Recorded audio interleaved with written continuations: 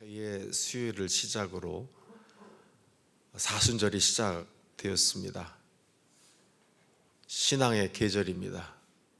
하나님의 사랑을 기억하고 주님께서 걸어가셨던 그 신앙의 발자취를 따라가면서 새롭게 다짐하고 결심하는 그런 시간이 되겠습니다. 여러분들도 그동안 내 욕심, 인간적인 욕망을 가지고 살았었다면 사순절 기간이 40일이라도 인간적인 모든 모습들 좀 내려놓으시고 우리 하나님이 원하시는 또 주님께서 기뻐하실 그 일들을 행하며 살아갈 수 있는 그런 은혜의 시간이 될 수 있기를 축복합니다. 오늘 말씀은 이 사순절 그 성서 일과에 따른 이 말씀을 따라서 말씀을 준비했습니다. 회개하라. 하나님을 멀리 떠났던 그 인생들이 하나님께로 돌아와서 온전히 하나님을 예배하는 자가 되자라고 하는 그런 말씀이 되겠습니다. 오늘 이 주어진 본문 말씀 같이 하나님이 어떤 그 마음에서 우리에게 주셨는지 의미를 다시 한번 새기면서 은혜 나누겠습니다. 하나님은 당신의 백성이 잘못된 길로 갈 때 그들이 목을 놓아 울 때까지 도저히 안 되어 부르짖을 때까지 하나님의 존재, 그 존재를 인정할 때까지 극단적으로 밀고 가신다. 여러분 동의하십니까? 하나님은 제가 보니까 그래요. 사랑하는 자, 그를 새롭게 하시고 고치시기 위해서 당신의 방법으로 끌고 가시더라고 하는 거예요. 포기하지 않으십니다. 바로 그 포기하지 않는, 밀고 가시는, 부르짖을 때까지, 당신을 인정할 때까지 끌고 가셔서 결국에는 그 사람으로 당신이 그를 얼마나 사랑하시는지 그 사랑을 증명해 보여주시는 분이 하나님이십니다. 여러분 정말 동의하십니까? 예, 하나님 그런 하나님이셔. 오늘 여호와의 날이에요. 먼저 우리가 같이 보고자 하는 것은 여호와의 날입니다. 우리가 얼른 들을 때 여호와의 날은 기쁜 날이에요. 그렇습니다. 하나님께서 세상 역사에 개입하셔서 직접 통치하시는 날, 바로 그 날이 시작되는 날이 여호와의 날 맞습니다. 이제 악을 행한 자들 그리고 교만한 자들을 직접 물리치시고 하나님 방법대로 왕국을 세우셔서 그 나라를 끌고 가시는 날이 여호와의 날 맞습니다. 시온주의자들, 이들은 이제까지 이스라엘을 괴롭혔던 이방 세력을 단호히 꺾으시고 고난받던 이스라엘에게는 평화와 기쁨의 날을 가져다 줄 것이다 라고 생각합니다. 애굽에서 고통받던 이스라엘을 위해서 모세를 보내셔서 강한 바로의 군대를 물리치시고 해방과 구원을 주셨던 것처럼 여호와의 날이 정치적으로는 독립을, 경제적으로는 풍요와 안정을 가져다 주는 날로 기대했습니다. 맞습니다. 물론 이렇게 여호와의 날은 진실하게 여호와를 경외하는 사람들에게는 기쁨의 날입니다. 이를 위해 핍박과 고난을 받는 사람들에게 위로의 날이 되어집니다. 그러나 불의를 행한 사람들에게는 크고 두려운 날이고 오히려 여호와의 이 날은 심판의 날이 되어집니다. 우리는 예수님의 재림을 기다리는 성도들입니다.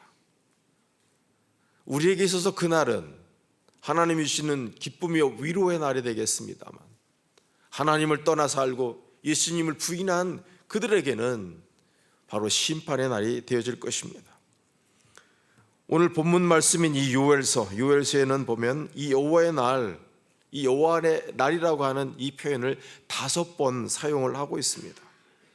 그런 가운데 볼 수 있는 것은 특별히 요엘 선지자는 여호와의 날이 어둡고 캄캄한 날이요 빽빽한 구름이 낀 날이며 크고 심히 두려운 날이다 라고 1장에 말씀하고 있습니다.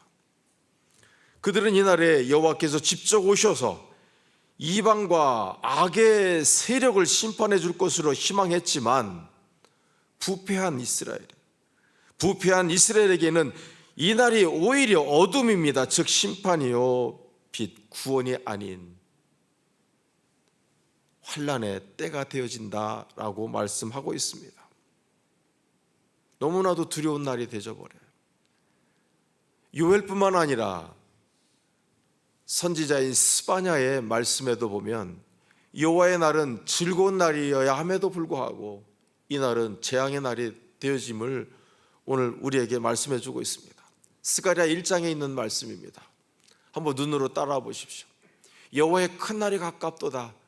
가깝고도 빠르도다.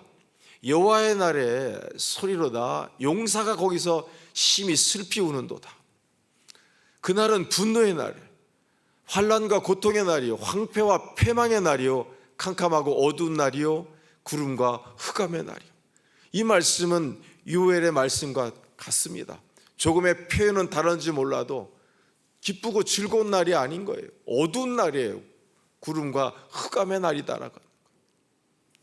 이어지는 말씀에 보면 자 나팔을 불어 경고하며 견고한 성읍들을 치며 높은 망대를 치는 날이로다. 모든 것이 패망하는 멸망의 날로 묘사가 되어지고 있습니다.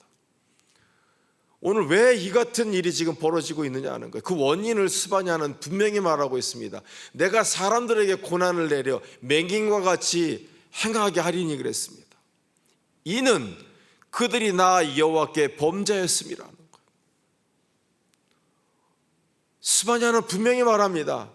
이같이 왜 기쁘고 즐거워해야 될 하나님의 역사가 시작되는 그 날인데 이스라엘이 저 같은 어둠 흑암의 재앙을 만나야 되느냐 하는 거예요.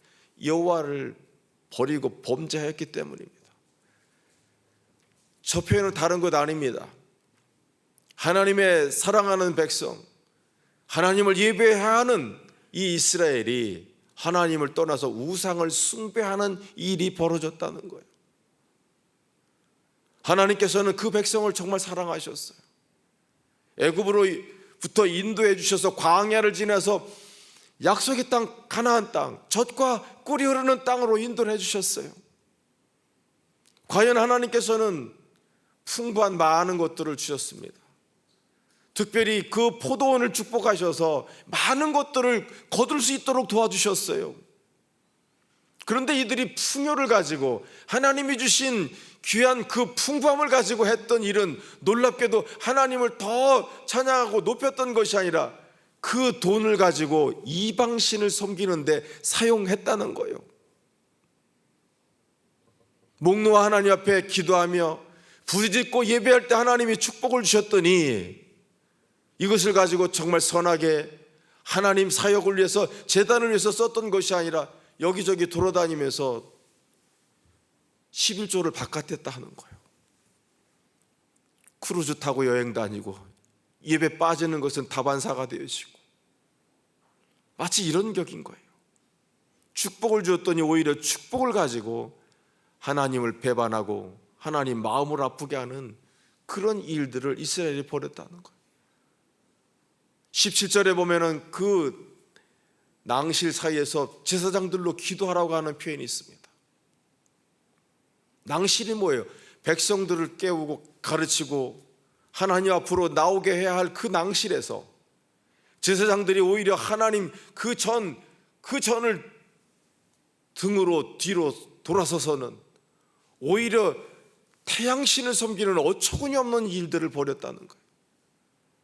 여호와 전에서 하나님을 섬겼던 것이 아니라 태양신, 우상을 섬기는 일을 이 제사장들이 서슴지 않고 했다는 거예요. 오늘 여러분 이렇게 범죄한 이스라엘, 그 이스라엘을 가만히 두시겠냐는 거예요. 사람으로 치면 이 정수리에서 발끝까지 상한 저 백성들, 하나님의 그 경외함이라고 하는 것은 흔적도 찾아볼 수 없도록 부패하고 썩어져 있는 그 이스라엘, 오늘 그들이 범죄했기에 하나님께서는 그들에게 핏값을 찾으시는 거예요. 피는 쏟아져서 티끌같이 되고 그들의 산은 분토같이 될지니라. 하나님의 그 분노가 얼마나 큰지를 저 말씀을 통해서 보십시오. 그 18절입니다. 자, 그들의 은과 금이 여호와의 분노의 날에 능히 그들을 지키지 못할 것이니라. 오늘 여러분 혹시 안전하려고 돈 모으고 계십니까? 나중에 하나님께서 진노하시고 징계하실 때는 여러분들이 가지고 있는 물질과 여러분들이 지금 가지고 있는 그 명성, 지위 아무 소용없습니다. 지푸라기처럼 다 태워지는 것들 뿐이에요. 저것이 스바냐의 고백이었습니다. 즐겁고 기뻐해야 할 그 여호와의 날이 오늘 하나님을 떠난 이스라엘에게 있어서는 오히려 엄청난 흑암의 역사가 예정되어져 있다는 거예요. 오늘 여러분, 이 얼마나 두렵습니까? 오늘 이 말씀대로라고 하면 여호와께서는 질투하신 하나님이에요. 그런 가운데 불처럼 그들을 삼키려고 쫓아오신다는 거예요. 스바냐에 보면 오늘 요엘의 말씀도 다르지 않습니다. 여호와께서 친히 군대를 이끄시고 앞장서서 크게 소리를 지르시면서 이스라엘을 향해서 달려오신다라고 하는 거예요. 도와주셔야 될 분이, 사랑해 주셔야 될 그 하나님이 오히려 지금 용사처럼 이스라엘을 멸망시키기 위해서 달려오시는 이 모습이 얼마나 두렵고 떨리는 장면이냐 하는 거예요.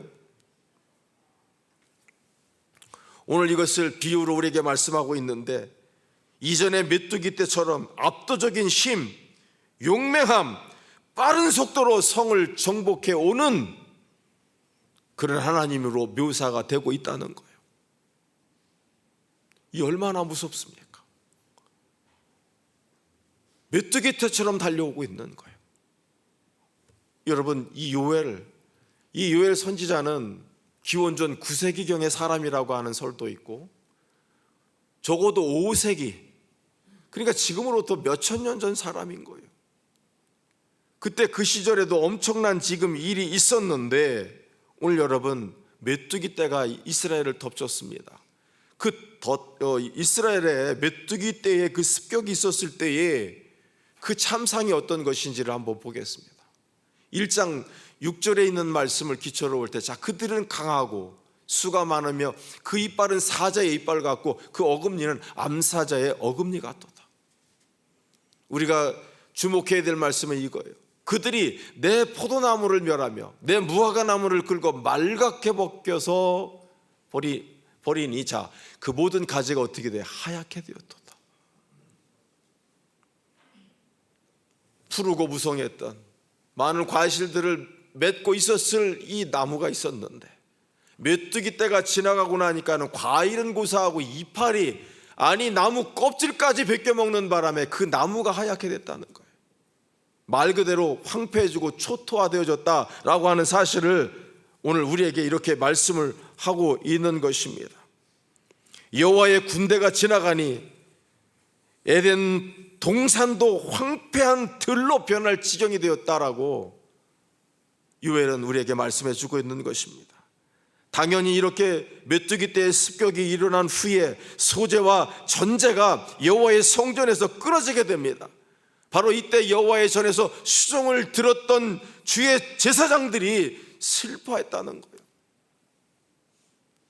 오늘 이게 어떤 모습입니까? 바로 그러게 1장에 보면 그날은 어둡고 캄캄한 날이에요. 구름과 흑암의 날입니다. 오늘 여기서 흑암이라고 하는 표현이 아픈 것은 그거예요. 하나님이 사랑하는 이스라엘 그 백성들을 구원하시기 위해서 애굽에 10가지 재앙을 내리셨습니다. 특별히 장자를 치는 일을 우리가 봤잖아요. 그때 그들에게 내려졌던 그 표현이 바로 흑암인 거예요. 놀랍게도 하나님의 백성을 구하시기 위해서 애굽에 내렸던 그 흑암의 권세가 당신의 사랑하는 백성 이스라엘 백성을 지금 향하고 있다고 하는 이 아픈 현실이 보이십니까? 놀라운 표현 아닙니까? 원수와 적이 아닌 당신의 사랑하는 백성들을 지금 치시려고 합니다. 우리에게 코로나가 있었어요. 아마 이것은 인류가 있는 한 기억할 그런 엄청난 재앙의 때였습니다.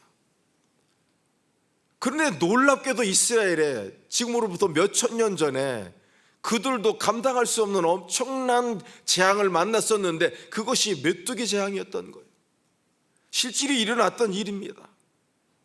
이때 지금 보시는 것처럼 소재와 전제를 드릴 그럴 재물이 없었다는 거예요. 뿐만 아니라 석류와 포도, 무화과, 일상에서 기쁨을 주었던 모든 식료품까지도 끊어지는 엄청난 일이 벌어졌었다는 거예요. 당연히 일상에 먹을 양식이 없는데 하나님 앞에 드릴 재물이 어디 있었겠습니까? 사회, 경제, 종교의 모든 것에 영향을 끼쳤던 이 놀라운 이 메뚜기 떼의 습격. 요엘은 이 때를 분명히 말하고 있습니다. 나이 든 사람들이 말씀에는 보면은 세상에 나는 살아생전에 이런 일을 본 적이 없다고 말을 할 정도로 엄청난 재앙이 그들에게 다가왔었습니다. 요즘 비 막 쏟아지면 그러잖아요. 내가 90 먹은 우리 할아버지들이 세상에 내가 태어나서 이런 비 처음 봤어. 메뚜기 떼 습격이 그랬어요. 어마어마한 시련이 그들에게 있었는데 오죽하면 말씀에는 보면 이것을 후손들에게 전하라고 말합니다. 애굽에서의 놀라운 유월절의 역사처럼 또 불임절처럼 멸절을 면했던 불임절처럼 절기로는 내려오지 않습니다마는 이것을 대대의 후손들에게 가르쳐 전하라고 요엘은 분명히 말씀하고 있어요. 요엘서에 이것이 이스라엘 백성들에게 큰 교훈이 되기를 바라는 전하라고 하는 그 명령을 내리고 있습니다. 오늘 그만큼 하나님의 심판의 엄중함 그리고 하나님을 경외할 것을 부탁하는 그런 말씀이 되어집니다. 이 어마어마한 일이 있었어요, 이스라엘에. 그런데 우리가 관심하게 되는 것은 이 요엘의 이 말씀에서 이것은 시작도 아니라는 거예요. 여호와의 날, 우리 하나님께서 분노하셔서 그 백성들을 심판하시려고 한다고 할 때 너희들이 그 당했던 먹을 것도 없었던 제물로 드리지도 못했던 하나님의 예배마저도 끝쳤던 그 처참했던 그 시절, 어떻게 보면 그 시절은 낭만과도 같다는 거예요. 여호와의 날은 이거보다 훨씬 더 큰 재난의 때가 될 것이다라고 요엘은 분명히 말하고 있습니다. 바로 이런 가운데 어떻게 할 거냐라고 오늘 물어야 될 거 아니에요. 그럼 어떻게 그 재앙을 지나갈 수 있느냐는 거예요. 지금도 여러분 코로나 그 팬데믹으로 인해서 많은 것들이 뒤틀렸습니다. 우리의 삶의 방식도 생각도 지금 경제도 정치도 다 헤매는 거예요. 신앙적인 거는 말하면 뭐합니까? 종교적인 것도 모두 지금 다 틀어져 있어요. 지금 우리가 예배를 하고 있습니다만 이전과 같은 어떤 그런 마음들이 아닌 거예요. 그리고 앞으로 교회가 어떻게 될 것인지 서로 지금 불안한 그런 가운데 시간이 지금 흘러가고 있지 않습니까? 뭐라고 뾰족한 어떤 대책들을 찾지를 못하고 있어요, 제가 봐도. 그런데 말씀대로라면 분명한 것은 이거보다 더 큰 재앙이 우리에게 온다는 거예요. 그래도 바이러스 좀 피하고 어떻게 살면 우리 살았잖아요. 예배도 어떻게 살금살금이라도 기본적인 인원만이라도 와서 예배를 드릴 수 있기도 했고, 그래도 어쨌든 굶지는 않았잖아요, 우리가. 그런데 앞으로 닥쳐올 그 재난이라고 하는 것은 가늠이 되질 않는다는 거예요. 그리고 여러분들이 지금 이 흐트러진 이 기후 이런 것들을 지금 보시면 이 세상에 어떤 일이 일어나도 뭐 크게 놀랄 것 같지도 않잖아요. 일어나면 일어났다 그냥 할 정도로 우리의 모든 것들이 지금 무너졌어요. 오늘 이 시대에 정말 이 말씀이 우리의 정말 길이 되고 답이 되었으면 좋겠어요. 요엘의 시대, 우리가 지금 당하고 있는 이 당황스러운 못지않은 엄청난 일이 지금 벌어졌었다는 거예요.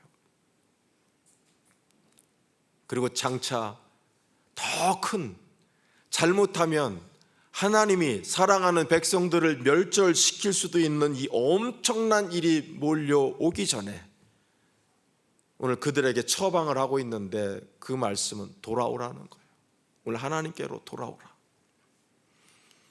본문 말씀입니다. 여기서부터 본문 말씀인데요, 12절 말씀입니다. 우리 시간 한 마음으로 봉독해 올리겠습니다. 여호와의 말씀에 너희는 이제라도 금식하고 울며 애통하고 마음을 다하여 내게로 돌아오라 하셨나니. 여러분, 돌아오라는 거예요. 이제라도 금식하며 울며 애통한 마음으로 하나님께로 돌아오라고 지금 말씀하고 있습니다.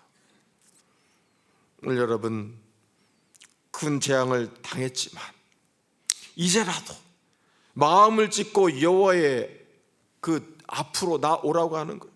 하나님을 경외하는 자들이 되라고 하는 거예요. 그럴 때 우리 하나님께서는 너희들을 다시 한번 회복시켜 주시겠다고 약속을 하시는 거예요. 오늘 우리가 주목해야 할 말씀은 저거의 이제라도예요. 이제라도.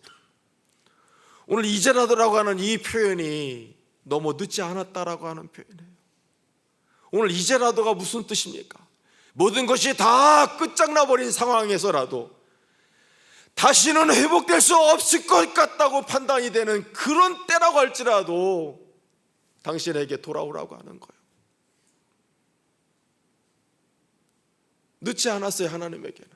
진짜 영어적인 표현도 이런 거예요. It isn't too late예요. 하나님에게는 늦은 것이 없어요. 너무 늦은 것이 없어요. 바로 이때인 거예요. 오늘 하나님이 정말로 원하시는 것이 무엇이냐 하는 거예요.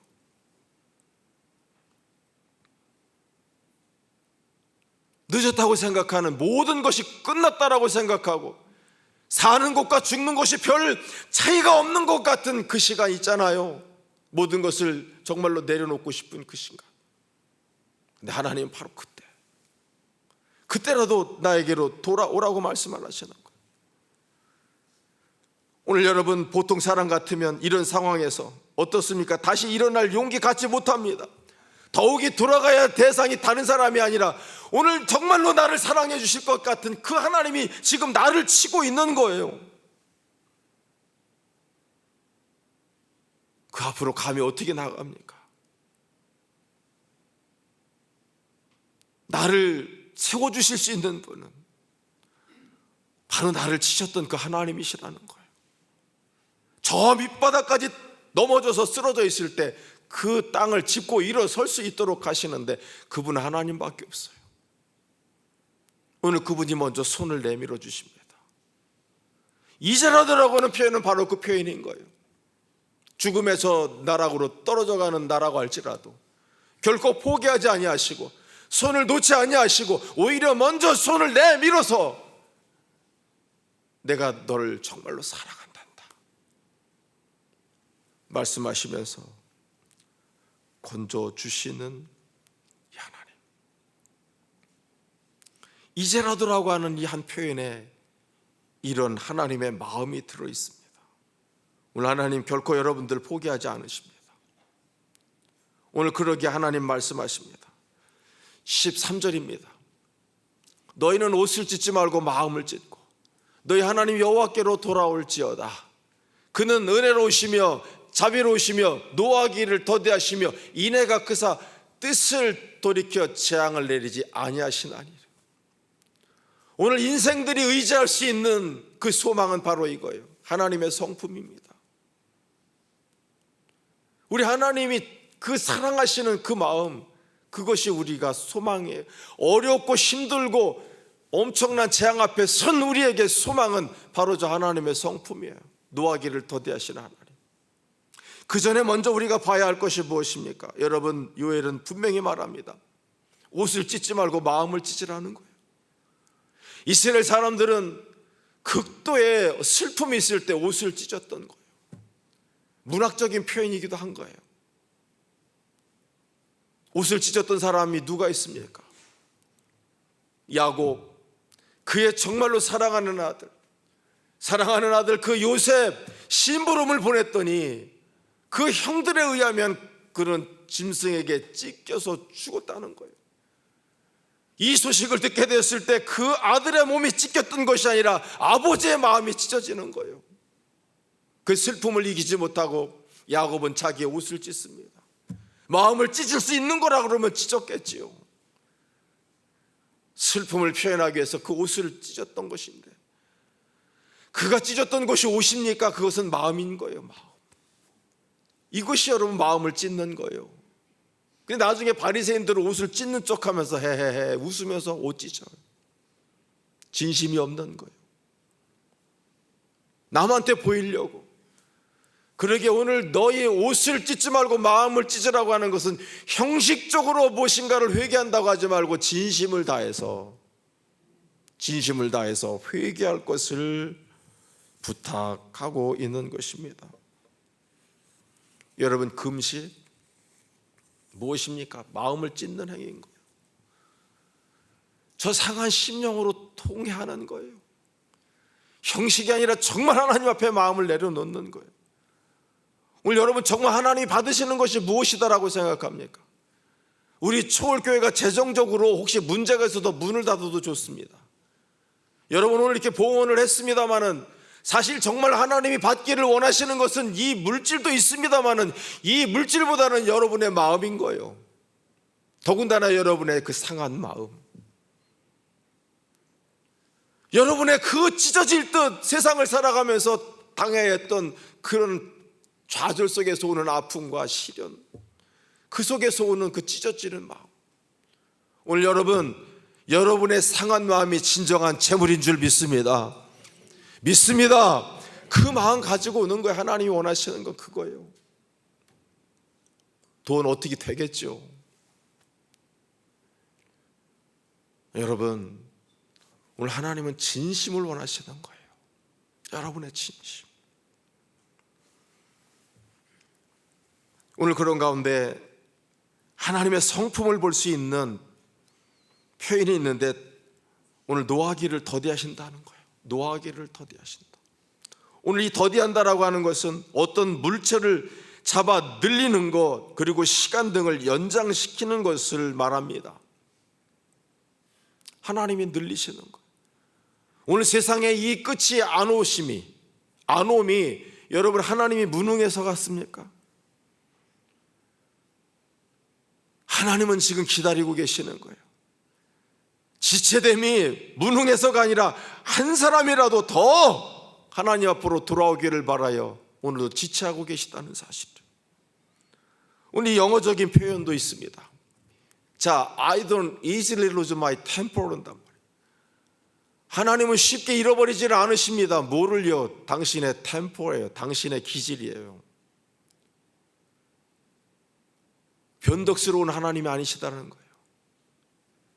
당신이 가지고 있는 어떤 그런 그 생각을 쉽게 무너뜨리시는 하나님이 아니시다라고 하는 거예요. 우리처럼 기분 좋았다가 저거 헛소리 하네, 기분 나쁘지 안 되겠어, 아침 저녁으로 바뀌는 그런 성품이 아니라 우리 하나님 가지고 계신 그 기질과 성품 쉽게 변하시지 않는다는 거예요. 오늘 이런 하나님이요, 우리의 그 죽굴뚝 변하는 아침마다 저녁마다 변하는 이런 마음이 아니라 한결같은 하나님의 마음, 오늘 그 마음에 우리가 이렇게 살고 있는 근거예요. 또 거기에 말씀하시잖아요. 뜻을 돌이켜 재앙을 내리지 아니하시나니라고 하는 표현이 있는데, 영어적인 표현은 그냥 간단합니다. I don't like to punish예요. 하나님이 원하시는 것은 벌을 주기를 원하시는 것이 아닙니다. 그들이 깨닫고 하나님 앞에 돌아와 하나님을 온전히 예배하는 자들을 찾고 계신다라고 하는 거예요. 이게 하나님의 진심인 거예요. 재앙을 내리시려고 할 때 참고 사랑하사 그것을 지연하실 뿐만 아니라 혹여라도 쳤다고 할지라도 그가 지금 피를 흘리며 상처를 안고 살아갈 때 그 아파하는 그 모습을 보시고 오히려 안쓰러워서 그 재앙을 거두시는 하나님의 그 사랑스러운 마음, 하나님은 바로 그런 하나님이십니다. 오늘 이 요엘이 우리에게 보여주신 하나님은 그런 하나님이신 거예요.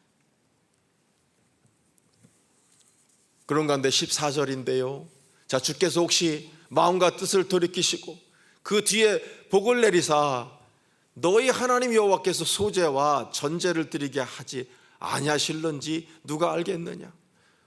확신이 안 해요. 기대입니다. 왜 이런 표현을 지금 하고 있을까요?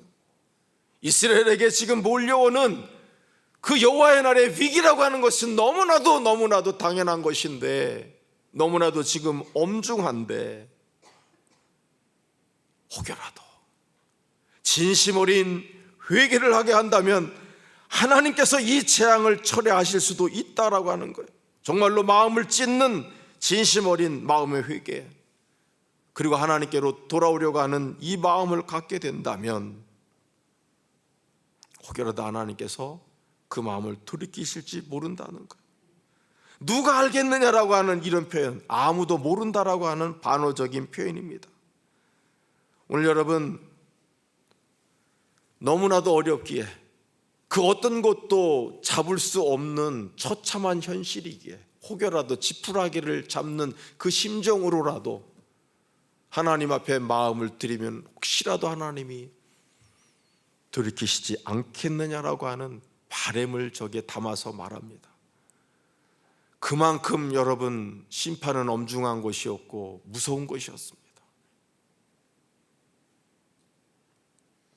이때 분명히 요엘을 통해서 하나님이 부탁하십니다. 성회로 모이라는 거예요. 성회로 모여라. 오늘 15절입니다. 너희는 시온에서 나팔을 불어 거룩한 금식일을 정하고 성회를 소집하라. 모여서 노닥거리려고 합니까? 아니요, 회개를 하려고 하는 것입니다. 국가의 위기 앞에서 예외 없이 모두 나와서 하나님의 그 자비를, 그 사랑을 구하는 성회로 모이라는 거예요. 오늘 여러분, 미국에서 9.11 그 사태가 벌어졌을 때 그 여름에 7월에 휴가 때 그 뉴욕을 방문했었어요. 입장은 안 했습니다만 그 쌍둥이 빌딩을 사실 보고 돌아왔는데 9월 달에 그 일이 벌어진 거예요. 그때 여러분, 미국의 그 썰렁하던 교회가 교회마다 사람들로 찼어요. 회개하는 사람도 있었고, 정말로 볼 수 없었던 이 재난 앞에서 많은 사람들이 숙연해지는, 정말 하나님을 의지할 수밖에 없는 그런 고통의 시간이었기에 전국 각처의 교회마다 사람들로 찼습니다. 자, 16절입니다. 백성을 모아 그 모임을 거룩하게 하고, 자 보십시오, 거룩하게 해야 합니다. 장로들을 모으며 어린이와 젖 먹는 자를 모으며 신랑을 그 방에서 나오게 하며 신부도 그 방에서 나오게 하고요. 오늘 저기 여러분들 눈을 잡는 것이 아마 신랑을 그 방에서 나오게 하고 신부도 그 방에서 나오게 하라. 신혼 재미를 보고 있는데 나오라고, 그런 의미일 수도 있습니다만 저 의미보다는 만일 전쟁이 나도 새 신랑은 병역을 면제해 줬어요. 아무리 급한 일이 벌어져도 저들을 따로 구분해 줬습니다. 이 표현대로라고 하면 남녀노소뿐만 아니라 그 누구도 예외가 될 수 없이 하나님 앞에 모두 나와서 성회에 참석할 것을 권하는 것입니다. 전체적인 회개 운동인 거예요. 회개 운동. 지금 이 시대에 필요한 것이 무엇이겠습니까? 정말 하나님 앞에 엎드려야 될 때 아닙니까? 놀러 다니고 지금 괜찮다고 생각하고 혹시 하면서 살 때는 아닌 것 같아요. 제가 위기를 조장하는 것이 아니라 정말 이때 인류가 어디로 갈지를 지금 아무도 알 수 없습니다. 그런 가운데 마지막입니다. 우리 17절 우리 다 같이 한번 읽겠습니다. 여호와를 섬기는 제사장들은 낭실과 제단 사이에서 울며 이르기를 여호와여 주의 백성을 불쌍히 여기소서. 주의 기업을 욕되게 하여 나라들로 그들을 강할하지 못하게 하옵소서. 어찌하여 이방인으로 그들의 하나님이 어디 있느냐 말하게 하겠나이까 할지어다. 오늘 두 가지가 보입니다. 성회로 많은 사람들은 모여 있고 이때에 여호와를 섬기는 제사장들은 낭실과 제단 사이에서 오늘 하나님 앞에 특별한 기도를 드리라는 거예요. 첫 번째 기도가 무엇입니까? 주의 백성을 불쌍히 여기소서. 제사장들이 드려야 할 기도는 불쌍히 여겨달라는 거예요. 덮어 가리워달라고 하는 것입니다. 마땅히 심판해야 할 자들에게 심판을 내리지 않고 그들의 생명을 아껴달라고 하는 그런 의미로 기도하라고 하는 거예요. 유다는 사랑하는 하나님의 백성입니다. 사랑받아야 될 그럴 존재인데 오늘 여러분 사랑해 주셔야 할 그 하나님이 진노하셔서 마치 군대처럼 소리를 지르며 하나님이 앞장서서 자기들을 쫓아올 거라고는 상상도 못했는데 그 상상하던 일이 그대로 이루어지고 있으니 요엘은 정말로 진정한 회개, 하나님 앞에 이제라도 부복하여 엎드리자라고, 바로 이런 일을 통해서 우리 하나님께서 혹시라도 불쌍히 여기셔서 이것을 거두시지 않을까라고 하는 그 바람으로 기도하라는 거예요. 하나님이 이 백성들을 치신 일 많습니다. 광야에서 불순종했을 때 불뱀이 나와서 그들을 물어 죽였습니다. 그리고 물린 자들을 살리시려고 구리뱀을 달아서 살리신 적도 있습니다. 고라의 배신이 있었을 때는 하나님이 아닌 이방 신을 위해서 향을 폈을 때 땅이 갈라져서 그들을 삼켜버리는 일이 벌어졌습니다.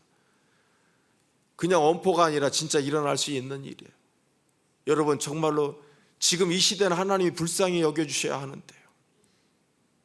우리 다 같이 한번 기도하겠습니다. 우리를 불쌍히 여겨주옵소서. 불쌍히 여겨주옵소서. 마지막 또 기도해야 되는 것이 그거였습니다. 자, 하나님 욕되게 하지 말자는 거예요. 자, 이방 혹시라도 이런 거예요. 하나님, 당신이 우리를 치신다고 하면 그 옛날 모세가 중보했던 것처럼 묘지가 없어서 죽일 데가 없어서 그 백성들을 끌고 나와서 광야에서 죽였느냐고 혹시라도 하나님을 조롱한다면 어떻게 하실 겁니까? 그 중보 기도를 통해서 그 백성들을 살렸던 것처럼 어찌 이방인들로 그들의 하나님이 어디 있느냐 말하게 하겠나이까? 아니, 하나님 이건 아니잖아요. 자, 그들의 하나님이라고 하는 표현에 단서가 있습니다. 그들의 하나님은요, 야, 여호와도 하나님이야? 이방 사람들이 조롱하는 거예요. 오늘 이 표현대로라고는 하나님, 이방 사람들 가운데서 당신의 이름이 조롱당하지 않게 해주시옵소서라고 기도하자는 거예요. 하나님은 살아계신 하나님이십니다. 그 이방의 어떤 존재들에게 조롱받을 하나님이 아니신 거예요. 오늘 내 영역이 아닌 정말로 하나님께서 영광 받으시기를 위해서 너 기도하라는 거였어요. 처참한 기도 아닙니까? 처절한 기도가 되지 않겠습니까? 말씀을 마칩니다. 메뚜기, 가뭄, 대적들보다도 더 무서운 여호와의 심판의 날, 이 임박한 때에 오늘 하나님이 원하시는 것은 무엇이었습니까? 참된 회개입니다. 마음을 찢는 회개와 간구, 이 간구를 통해서 저주와 심판에서 구원으로 전환될 수 있는 그 계기는 진정한 회개입니다. 이제 사순절 귀한 믿음의 여정을 떠납니다. 회개의 역사가 있기를 축복합니다. 정말로 진정 하나님께로 돌아오는 그 돌아옴을 통해서 하나님을 기쁘시게 하는 삶 되기를 바랍니다.